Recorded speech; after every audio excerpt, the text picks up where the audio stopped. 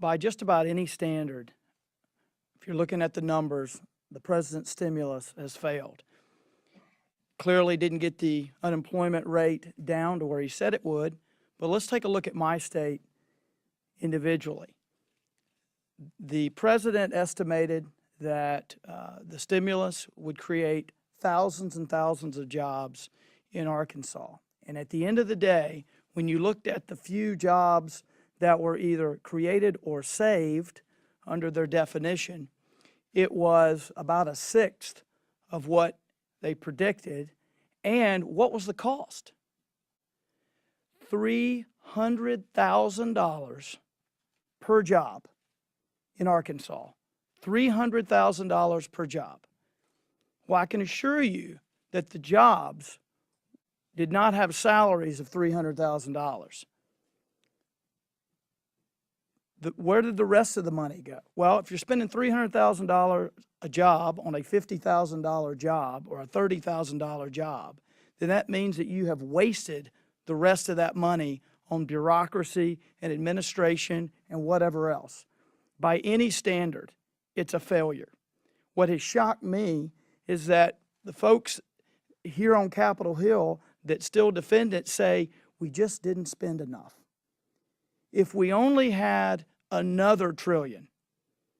I was sitting in committee not long ago, and there was someone who actually said that we needed 2, 3, 4 trillion, whatever the number was. I mean, where do you stop? Where do you stop? Which brings me to the Keystone Pipeline, which impacts my district. Wellspun Tubular is a company in my district. They make the pipe for the Keystone Pipeline. And I put a little survey on my website not long ago, griffin.house.gov, where people could tell how the Keystone decision by the president has impacted them. And I've got story after story of how people were interviewing at Wellspun, how they were working at Wellspun, they were hoping to work there, and all of a sudden layoffs came or interviews were canceled. There's a story in here of a veteran who quit work because his wife got cancer. When her cancer stabilized, he was looking for work again. He had his first interview with Wellspun. Before the second interview, it was canceled because of, quote, reorganization. Well, that's the president's reorganization. That's called delaying the Keystone Pipeline. Wellspun laid off about 60 workers right after the president said he was delaying the decision. Now, who knows what's going to happen in light of his denial. So I'm going to keep fighting like we did yesterday. I'm going to keep fighting to get this approved.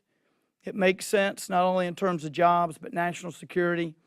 And I've been saying this is the biggest no-brainer I've seen since I've been in Congress. And yesterday, a Canadian official said it's the biggest no-brainer he's seen. Thank you all.